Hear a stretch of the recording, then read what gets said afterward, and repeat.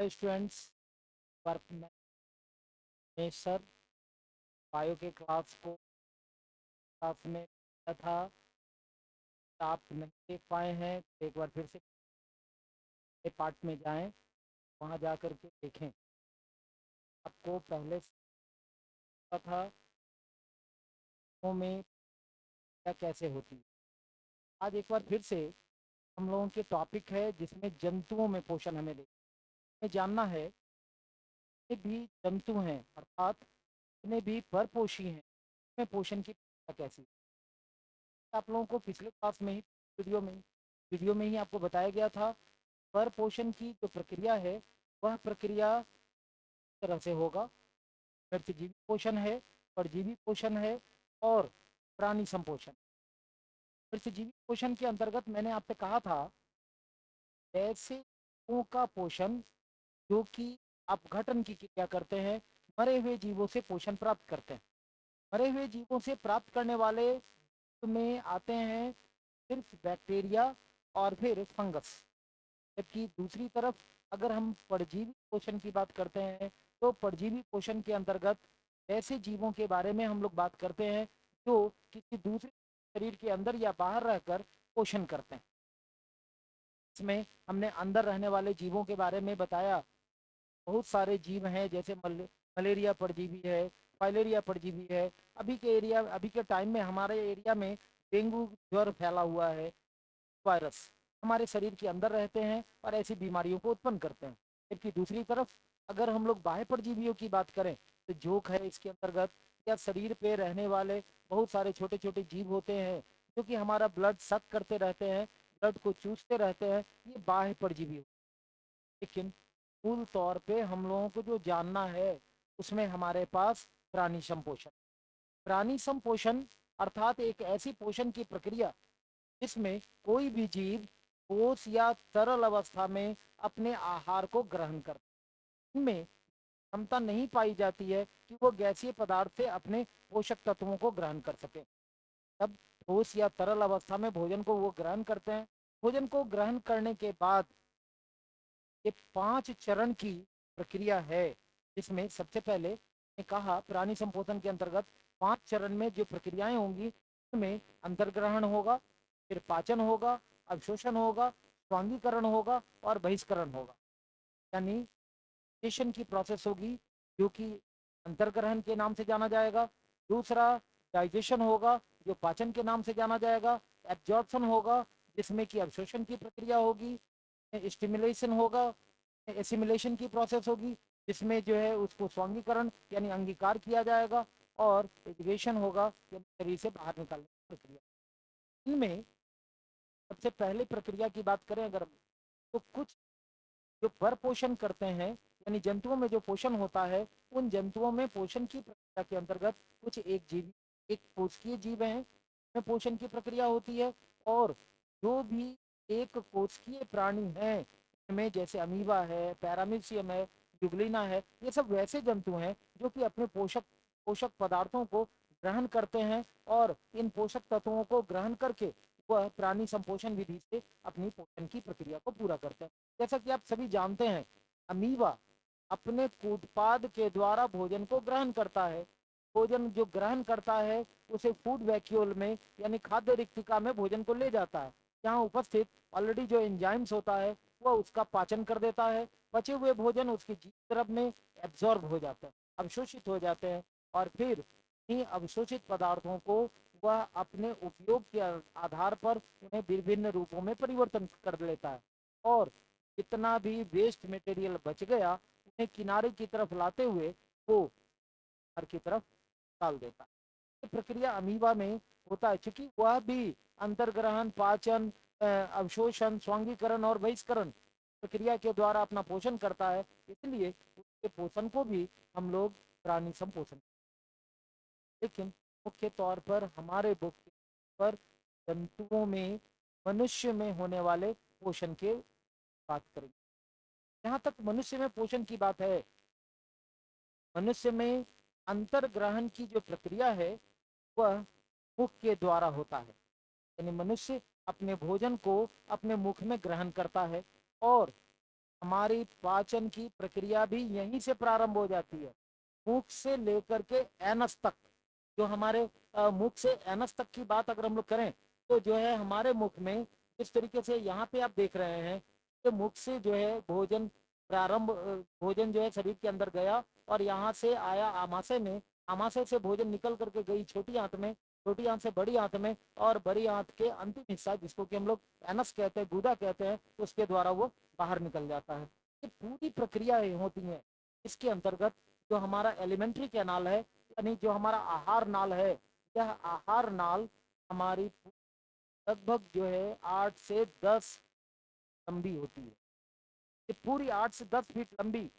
आप आश्चर्यचकित होंगे कि हमारे शरीर की खुद की लंबाई जो है वो लगभग 5 फीट, 5.5 फीट एवरेज हाइट होती है, लेकिन इसमें 8 से 10 फीट लंबी रचना कैसे होगी? तो निश्चित तौर पे आप यहाँ पे देख रहे होंगे बहुत सारी आपस में रचनाएं हैं। ये सभी रचनाएं एक दूसरे के साथ मुड़ी हुई है, एक दूसरे के साथ जो है चिपकी हुई है, इसके कारण जो है यहाँ पर ये जो है एडजस्ट हो पाने में सक्षम है। और हम जैसा जानते हैं हमारे मुख से ही प्रारंभ होकर के हमारे पेट और एनस तक ये सारी रचनाएं यहाँ पर उपस्थित रहे। सबसे पहले जहाँ तक पाचन की बात अगर हम लोग करते हैं तो पाचन की प्रक्रिया हम लोग ये जो हमारा मुख गुहा है, इस मुख गुहे में हम भोजन को रखते हैं। जैसे ही भोजन को मुख में रखा गया, भोजन को मुख में रखते ही यहाँ उपस्थित है हमारी दांत। ये दांत हमारे भोजन को महीन पिसाई करना प्रारंभ कर देती है। इसमें की प्रक्रिया में मदद करने वाली एक रचना है जीभ। सामान्य तौर पर लोगों की समझ है कि जीभ का काम है स्वाद लेना, तो ठीक है, वो स्वाद भी लेता है, लेकिन स्वाद लेना उसका सेकेंडरी वर्क है, वो द्वितीयक काम है वो। लेकिन मुख्य काम है भोजन को मुख में ग्रहण करते ही भोजन को पिसाई करने में मदद करना। इसी समय में मुख में आने वाली जो लार ग्रंथियां हैं, लार ग्रंथि से जो लार आती है उस लार को उसके साथ मिला देना, इसका मुख्य तौर पे काम होता है। लेकिन जो जहाँ तक अगर हम लोग मुख में जो लार की बात करें तो मुख में जो हमारी लार है वो लार हमारे 3 मुख्य ग्रंथियों से हो करके यहाँ आती है, जिसमें कि आप यहाँ पे देख रहे हैं एक ग्रंथि जो हमारे पास यहाँ पे ये सलाइवरी ग्लैंड है। ये जो ग्लैंड है ये मुख्य तौर पर जो है हम लोगों का मुख्य तौर पर यहाँ पे हमारे पास सलाइवरी ग्लैंड है, इसमें पैरोटिड ग्लैंड है, सबलिंगुअल है और सब मैंडिबुलर है। ये 3 मुख्य ग्रंथियां होती हैं। इन ग्रंथियों में एक लाइसोजाइम नाम का एक रसायन होता है। इसके अलावा इसमें टाइलिन है। ये मुख्य रसायन इसमें उपस्थित है। म्यूकस भी होता है। मुख में लार ग्रंथियों से जब लार आती है तो लाइसोजाइम बहुत ही महत्वपूर्ण रचना है। ये लाइसोजाइम भोजन के साथ जब मिलता है तो भोजन के साथ आने वाले जो विभिन्न प्रकार के रोगाणु हैं, कीटाणु हैं, उन रोगाणु या कीटाणुओं को मार देना इसका काम होता है। यानी भोजन को सुरक्षित भोजन में परिवर्तित करके यह जो है आगे की तरफ ले जाएगा। लेकिन इसके पहले हमारी दांत, जो कि आप जानते हैं सर, कैनाइन, प्रीमोलर और मोलर के रूप में हमारे मुख में होते हैं। सीजर, जो कि अगर हम लोग देखेंगे तो हमारे मुख में इंसीजर की जो लोअर जॉ यानी कि जबड़े के आधे भाग में जो है इंसीजर जो है वो 2 है, कैनाइन 1 है, मोलर 2 है, मोलर 3 होता है। अब दूसरे हिस्से में भी ठीक इसी तरीके से अपर जॉ में भी उसी तरीके से, यानी कुल मिलाकर हो गया हमारे पास 32। ये 32 जो है हमारे पास दांत होते हैं। लेकिन बात और जानने की बात है, हमारे मुख में जो हमारी दांत हैं वो 2 पेयर में बटा हुआ होता है, 2 भागों में बटा हुआ होता है। एक दूध की दांत और दूसरा जो होता है हमारा स्थायी दांत। जहाँ तक दूध की दांत है, ये दूध की दांत निश्चित तौर पे एक छोटे बच्चे या छोटी अवस्था में प्रारंभ होने वाली दांत है, जो कि लगभग 7वें 8वें महीने से प्रारंभ होती है और मुख में 10 वर्ष की अवस्था तक लगभग रहता है। ये दांत भी हमारा पूरा नहीं है। इस तरीके से हम देख रहे हैं इंसीजर आधे जॉ में 2 ही रहता है, कैनाइन 1 ही और प्रीमोल सॉरी मोलर जो है 2।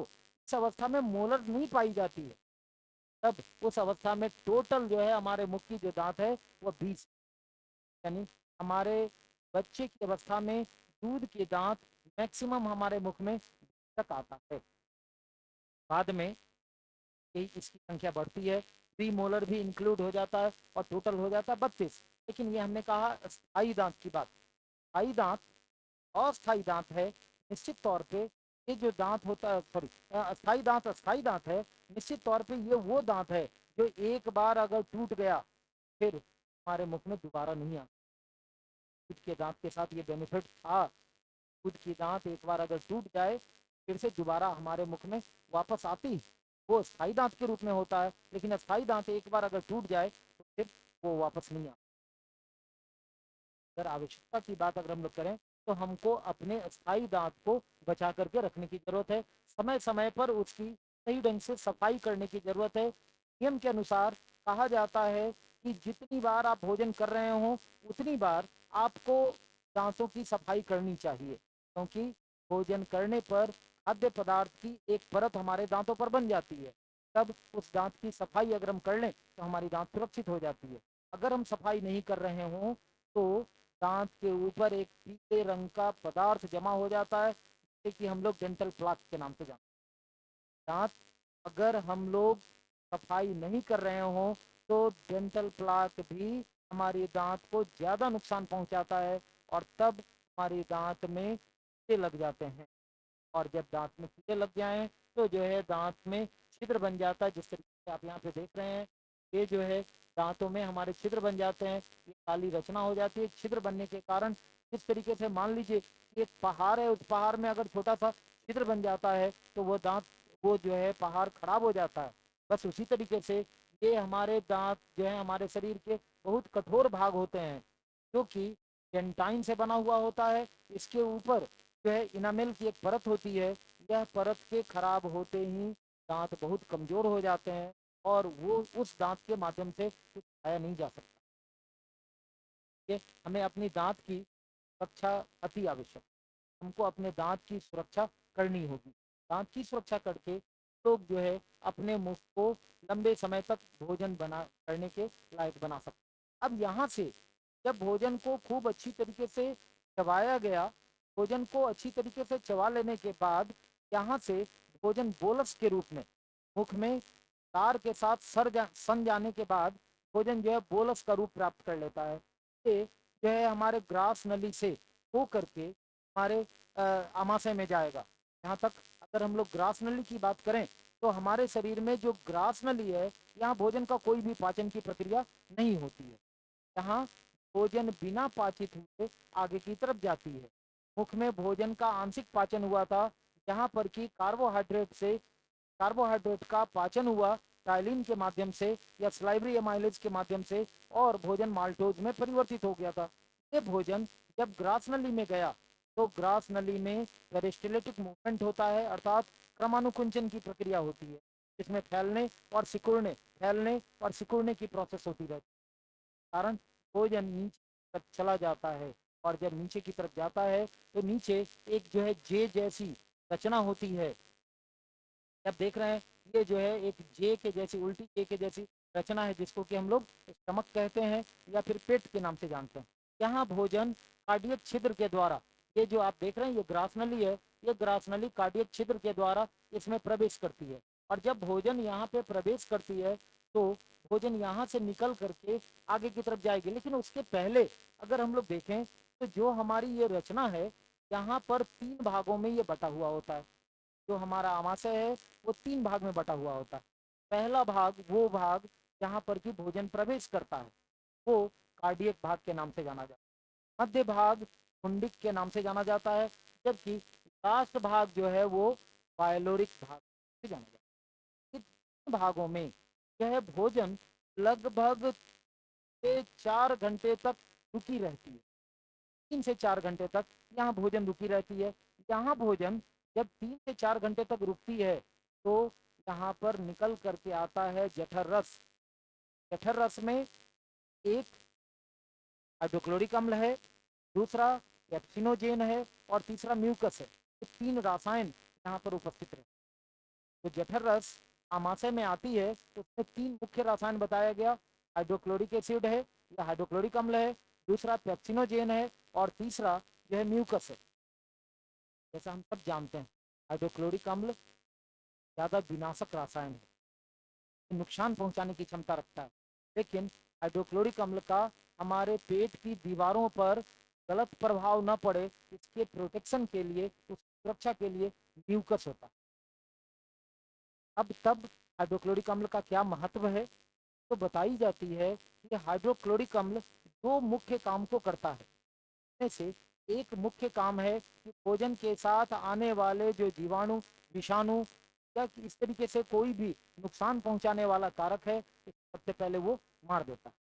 अब इसके अलावा जो हमारा पेप्सिनोजेन, पुंडिक भाग में जाइमोजिन नाम का एक सेल होता है, एक कोशिका होती है, उस कोशिका से पेप्सिनोजेन निकलता है।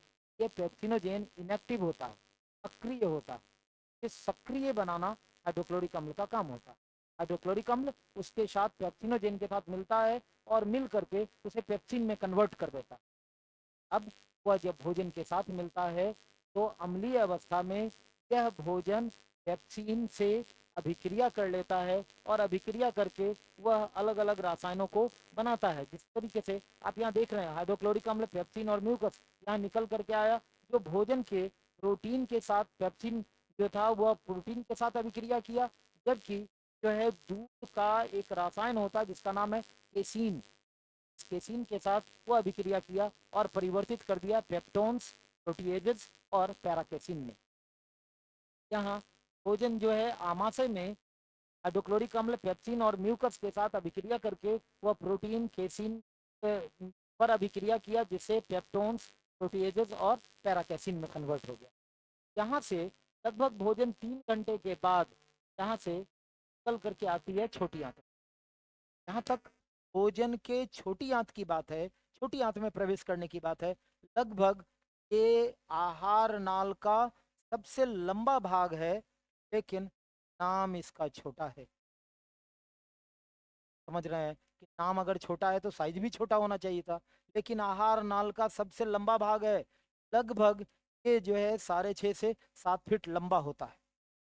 9 फीट के आहार नाल में कुल लंबाई में लगभग ये जो है 7, 7.5 फीट, 8 फीट के आसपास का होता है। लेकिन नाम इसका व्यास के कारण, व्यास लगभग जो है 2.5 सेंटीमीटर होता है। व्यास कम होने के कारण इसका नाम छोटा, काफी लंबी है। और जैसा बताया गया कि ये लगभग जो है 7.5 से 8 फीट लंबी है। अध्ययन करने के लिए इसको 3 भागों में बांटा गया है।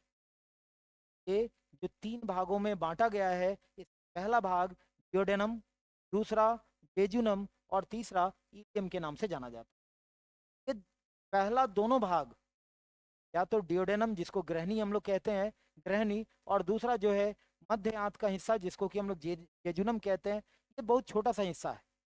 जबकि बाकी पूरा इलियम काफी लंबा भाग है। जब भोजन आमाशय से निकल करके पाइलोरिक छिद्र द्वारा प्रवेश करता है छोटी आंत के प्रारंभिक भाग डियोडेनम में, जैसे ही भोजन यहाँ आता है, इस समय में भोजन चाइल्ड की अवस्था में होता है और उसकी प्रकृति एसिडिक होती है, अम्लीय होती है। यहाँ भोजन निकल करके जब आता है, भाग में जब प्रवेश करता है, तब तुरंत जो है भोजन पर आकर के अभिक्रिया करता है बाइल जूस, हम पित्तरस के। पित्तरस क्षारीय प्रकृति का होता है। क्षारीय होने के कारण भोजन की अम्लीयता को सबसे पहले वह नष्ट करता है, और जब वहां पर भोजन की अम्लीयता नष्ट हो जाती है, तब अग्न्याशय से अग्न्याशयिक रस भोजन के साथ आकर के मिल जाता है। और जैसे ही अग्न्याशय से अग्न्याशयिक रस इसके साथ मिलेगा, वैसे ही यहाँ पर प्रोटीन, स्टार्च और वसा का पाचन होगा। इसके जो रसायन निकलेंगे वह एमाइलेज, ट्रिप्सिन और लाइपेज भोजन के साथ वह अभिक्रिया करके माल्टोज, पेप्टाइड्स, पेप्टोन्स, वसा अम्ल और उसको ग्लिसरॉल में कन्वर्ट कर देगा। यहाँ पर जिस तरीके से लाइपेज वसा के साथ अभिक्रिया करके वसा अम्ल और ग्लिसरॉल में कन्वर्ट करता है, ट्रिप्सिन जो है ये माल्टोज में परिवर्तित करता है, एमाइलेज जो कि पेप्टाइड्स और पेप्टोन्स में कन्वर्ट कर देता है। यहाँ से भोजन निकल करके तब जाती है छोटी आंत के मध्य हिस्से में, जेजुनम में। यहाँ आंतरीय रस की दीवार में कुछ ग्लैंड्स होते हैं जहाँ से निकलती है आंतरीय रस। ये आंतरीय रस भोजन के साथ मिल करके जो है उसका यहाँ पर देखिए पेप्टाइडेज, माल्टोज और लैक्टेज जो भोजन होता है उसको वह कन्वर्ट कर देता है जो है यहाँ पेप्टाइडेज, माल्टोज और लैक्टोज की मदद से एमिनो अम्ल में, ग्लूकोज में और लैक्टोज में। ताकि आप जान देख रहे हैं यहाँ पर जो है पेप्टाइडेज जो है यहाँ कन्वर्ट हो गया एमिनो अम्ल में, जो कि प्रोटीन का सबसे सरलतम रूप है। इस तरीके से माल्टोज कन्वर्ट हो गया ग्लूकोज में, जो कि उसका जो है सबसे सरलतम रूप है, और लैक्टोज लैक्टोज में कन्वर्ट हो गया जो कि वसा का सरलतम रूप में। इस तरीके से भोजन को यहाँ पर पूर्ण रूप से पाचित कर लिया जाता है।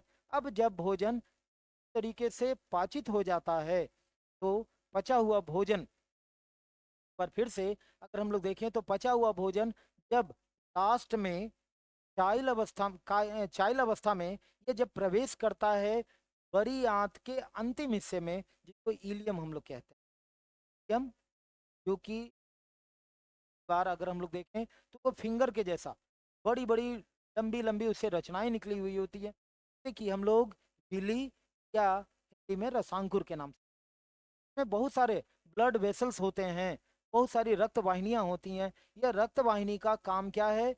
पचे हुए भोजन से मुख्य पदार्थों को अवशोषित कर लेना।